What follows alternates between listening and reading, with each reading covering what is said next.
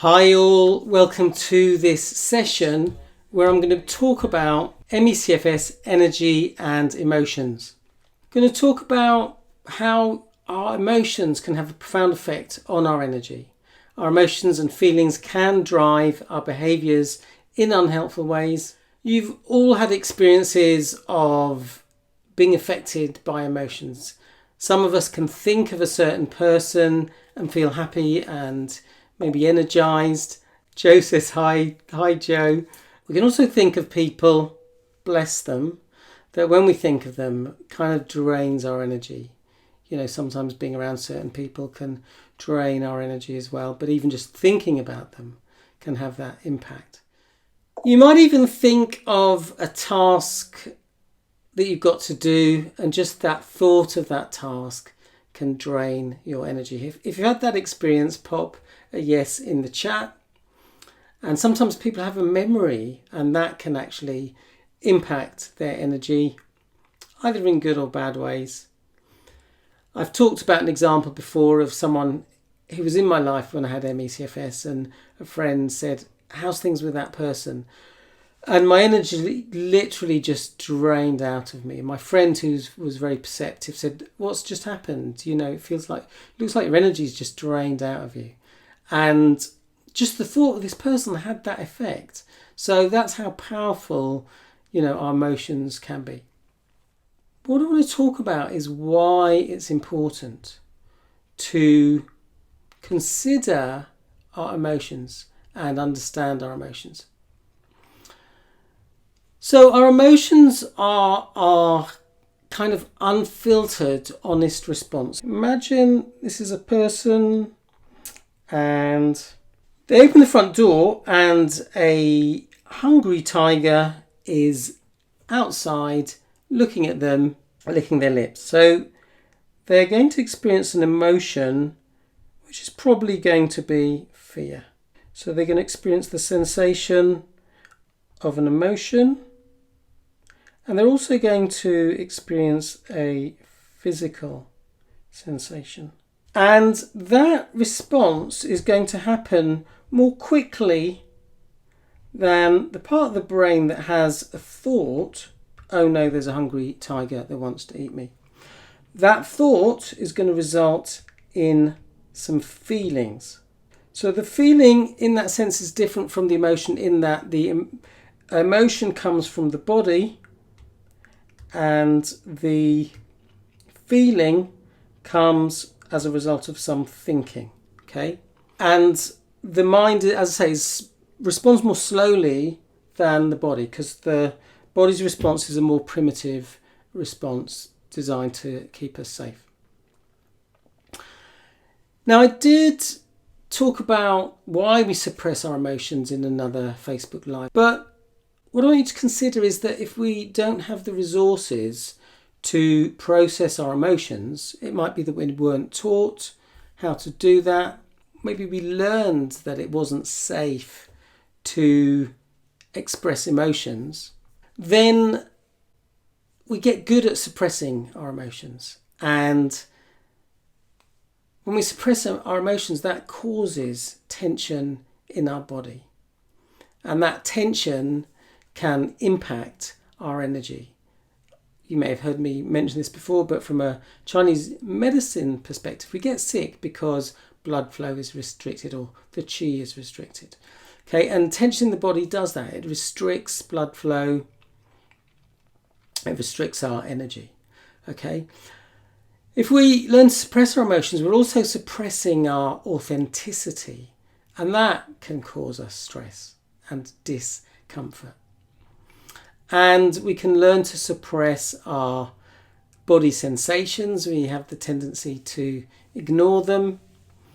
I remember being in a situation where someone said something to me, and my reaction was to create tension because I felt a lot of discomfort with what they were saying, but I didn't have the ability to really connect to what was going on in my body and actually express that in an appropriate way.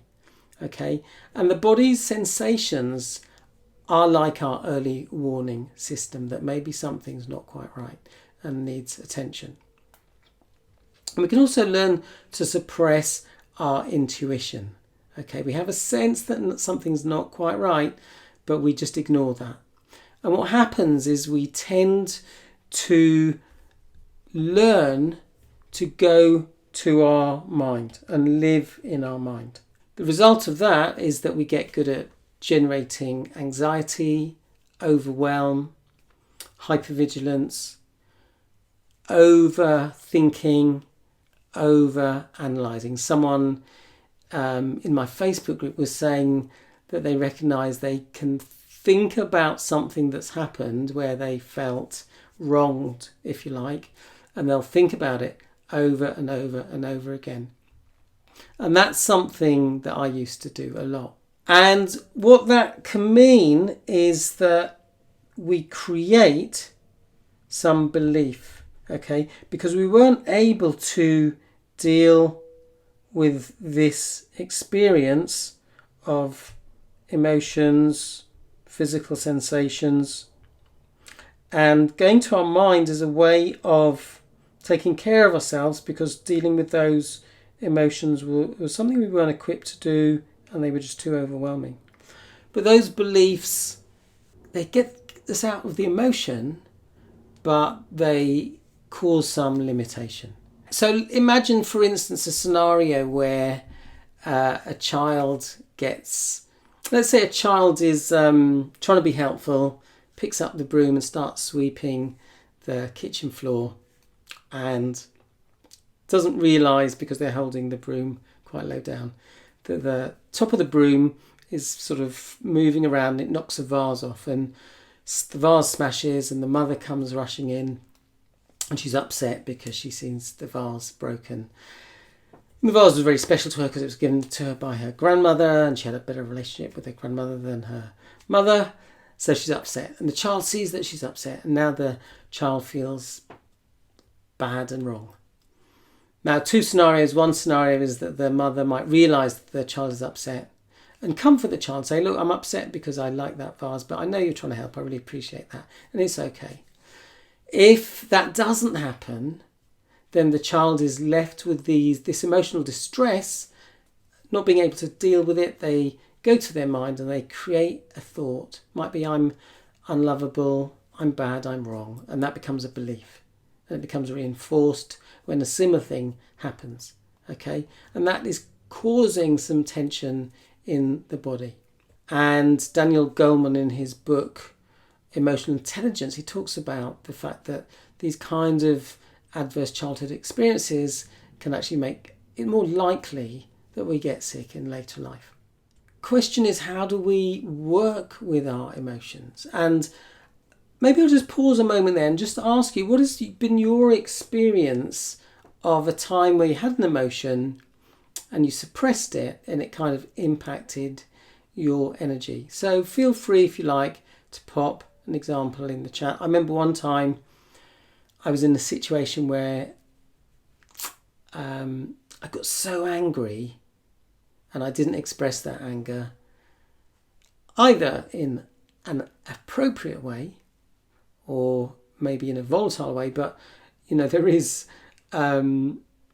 this idea it's better out than in. But I didn't express it. I suppressed it, and it literally, because I had mecfs at the time, I was wiped out for like 5 days because of that. So have you got an experience of that where you kind of had an emotion, you've suppressed it, and it's impacted your energy? Feel free to share your experience in the chat if you like. But let's talk about how we therefore work with emotions. I'd like you to consider this painting. Imagine those different colours are different emotions. It might be that there are certain emotions that you feel comfortable inhabiting, but other emotions are more difficult. Okay, so 3 ways of working with emotions. The first, Penny says, someone blamed me for something I didn't do. I suppressed anger, frustration. So thanks for sharing, Penny. That's very relatable. I can remember being in a similar situation where I was being blamed and accused of doing something that actually I didn't do. And, it took me a while to actually get to a point where I was able to address it in an appropriate way. So I'd like you to consider when we get caught up in this pattern of suppressing our emotions and sensations and getting caught up in our head, there are a few different ways we can work with that. So the first way is around learning regulation. And the second way is being able to experience emotions. But obviously that we can only do when we've kind of learned regulation. And we'll talk a little bit more about that. And then the third thing that we can do is actually working on the beliefs. Because when we work on these beliefs that are unhelpful and restricting, then actually that can result in some regulation of the body. So in this session, I'll talk briefly about the first one, and in another Facebook Live, which I'll probably do next week, we'll focus on this one. Okay. So, I'd like you to consider that this is especially important, learning to regulate if we've experienced trauma. Gabor Mate talks about the difference between big T trauma, those big events, and small T trauma. And he says that, those small events can add up and cause trauma. And one of the things we need to understand about trauma is there's two elements. There's the experience and there's the kind of perception of the experience. So two people can experience the same thing. One person might be traumatized by it, another person might not. So Joanne says, I had a job where I was often angry with the manager, but couldn't voice it without them taking it personally and making the workspace uncomfortable for everyone. Poor manager, it made me eat a lot. Okay, I can now see I was swallowing my anger and words. So thanks for sharing that insight. Yeah, it's really interesting how we can, respond in quite sort of representative ways. Okay, so that's very interesting that you share that, Joanne. Thanks for that.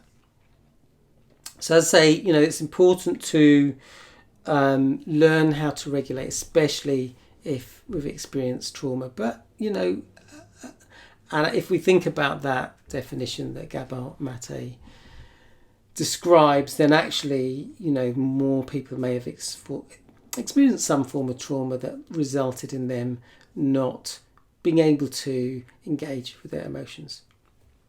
So I was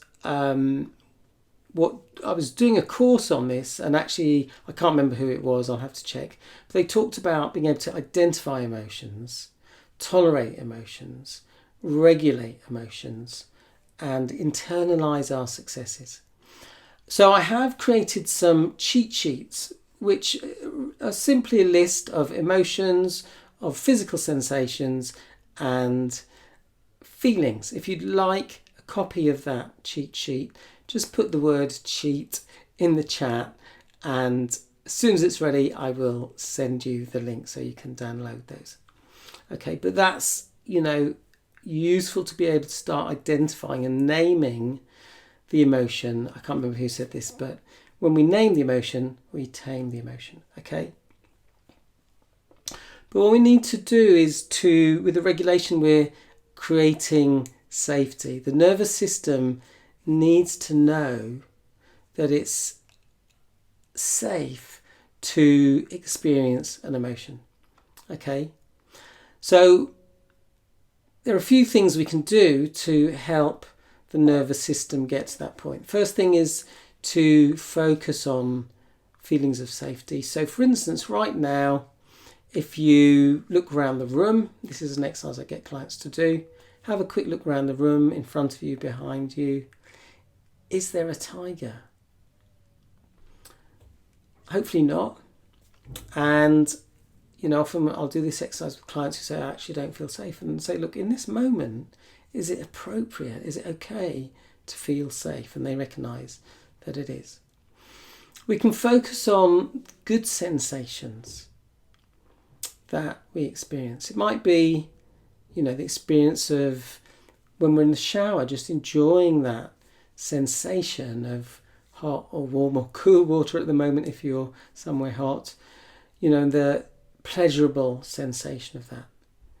Or just washing your hands or running your hands under cold water, or some people talk about just running cold water on their wrists and just experiencing that sensation. So, we can just learn to be more mindful of those good sensations. Okay, might be giving yourself a massage or stroking your arms. Some of you might know the havening method, which part of it is actually just stroke both your arms, but you can just do that as a practice. An exercise I've shared before that Peter Levine shares is to just put one hand under your arm and the other hand on top. So you could just try that right now if you like. Just feel how that feels. Close your eyes for a moment. Just feel how that feels to kind of hold yourself in that way.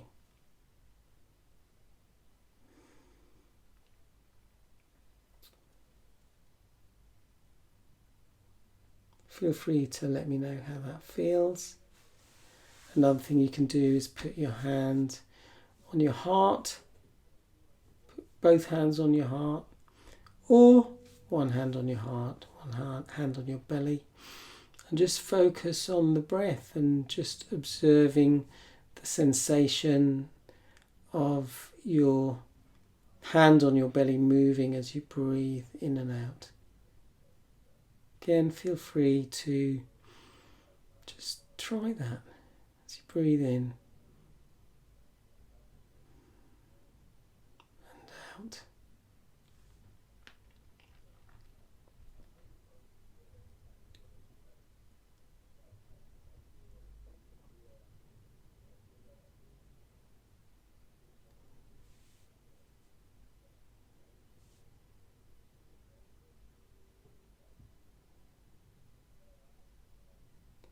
So let me know how that feels to do that, whether you've got any preference between putting your hand under your arm and holding the other arm, putting your hands on your heart, or one hand on the belly, one hand on the heart. As I mentioned, you can just give yourself hand massage. Okay, or I've actually got actually I should have got it, I meant to bring it in, but this kind of contraption that's this, literally it's like this, it's made out of thin bits of metal, and as you put it on your head, for instance, they expand and contract, and it's a very sensual experience. Okay, so just having these experiences, maybe I'll briefly get it at the end so you can see what it looks like. Just teach the body what it's like to have those experiences in this moment, to feel feelings of safety, feelings of comfort, feeling good.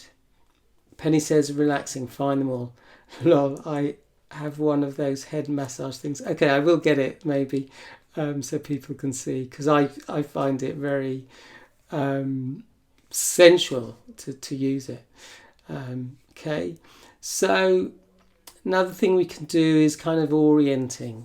Okay, so again, as long as it's safe to do so, like just to close your eyes. This is an exercise you'll be familiar with if you've watched me before. But like just close your eyes for a moment, and as I say, as long as it's safe to do so, and just imagine what it is you'd see if your eyes were open. The objects, the colours, the shapes. Just maybe identify one of those objects in your environment. Just focus it on a minute. Focus on it for a minute. The colour, the shape, the texture, the material. And now focus on another object in your environment.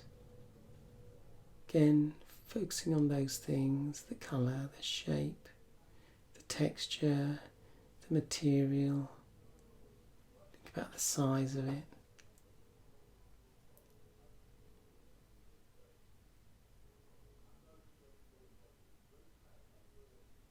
And now just focus on the third object.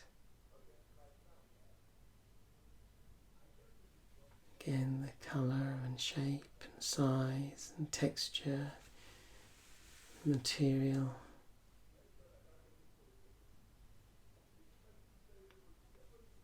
And now I'd like your mind to just move to your hearing.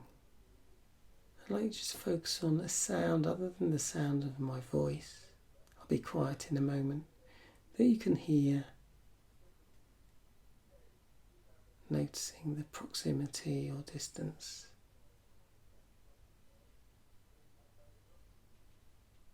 Quality of the sound.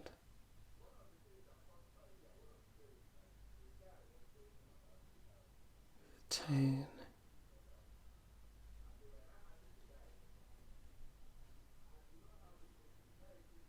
And now focus on another sound that you can hear.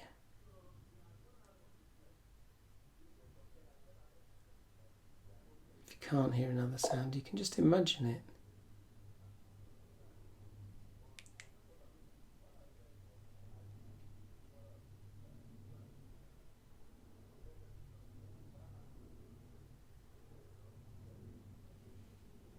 And now bring your attention to a third sound that you can hear.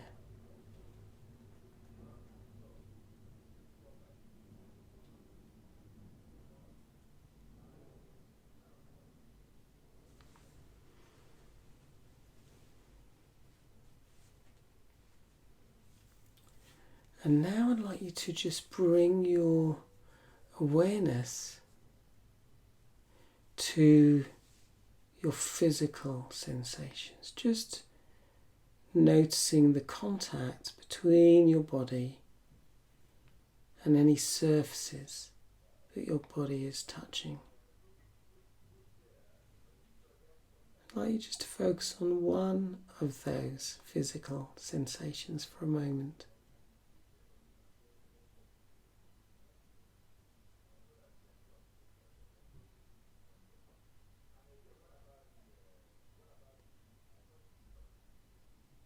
If you're sitting in a chair, it could be the contact between your feet and the floor, or if you're lying down, contact between your feet and the surface that you're lying on.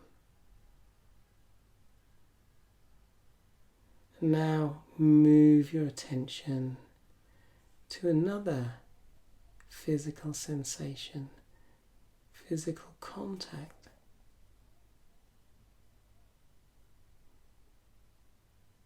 Could be the contact between your body and an item of clothing or jewellery, whatever you choose.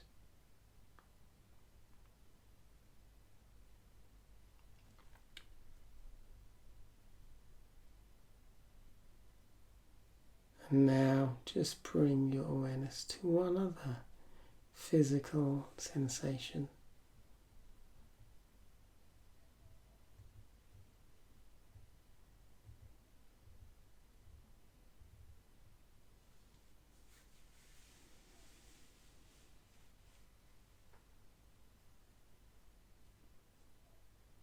And now I'm going to bring you back, but I'd like you just to consider that you can do that little exercise whenever you choose. And when we're doing those exercises, and feel free to let me know how you found that. So Penny says, yes, it is so soothing and relaxing. Or it is too soothing and relaxing. Yeah, I'll show you it in a minute. And Joy says she can hear. Okay, man, thanks for letting me know, Joy. So yeah, when we develop these resource states, then when we do experience discomfort, we can access those resource states. We're teaching our nervous system that it's safe to experience those sensations. So we develop the resources, we feel, and we heal. Can't remember who said that, but quite like that. Okay, we develop the resources so that we feel okay. Then we can feel those challenging emotions and deal with them, and we can heal.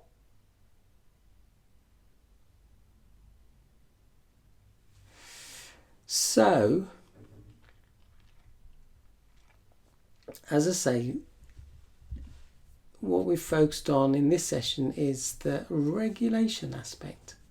And I'll do Facebook Live next week where I'll share an exercise around experiencing emotions. And if you've got any questions, comments, pop them in the chat. This is the thing that I was talking about. As I say, you just pop it on your head and it literally gives me goosebumps when I use this. It sort of sends tingling feelings down my spine. So I have no idea what it's called, but it's a very nice thing to do. But I saw someone using a hairbrush and actually just using it to squeezing the hairbrush in a hand as a way of just getting physical sensation. So I hope that's given you some food for thought. So I have the same one. Use it to help with headaches. Oh, that's interesting. And Joy says she's got one of those. Joy says a misunderstanding. Yeah, no problem, Joy, about the not being able to hear. So if you've got any thoughts, questions, pop them in the chat. If you'd like a copy of the cheat sheet that I mentioned, where it's just a list of emotions, of physical sensations, of feelings, pop the word cheat in the chat. And when it's ready, I will send you the link. Feel free to remind me. Okay. If you don't get it, if I miss a comment, sometimes I don't get notifications. It looks like a giant whiskey. It does, doesn't it? So thanks everybody for participating. I have mentioned it already. I am doing a pacing challenge at the moment. If you'd like to know about that, pop the word pacing in the comments as well. So otherwise I'll say yes, thanks for watching, wishing you great health, and see you next time. Bye for now.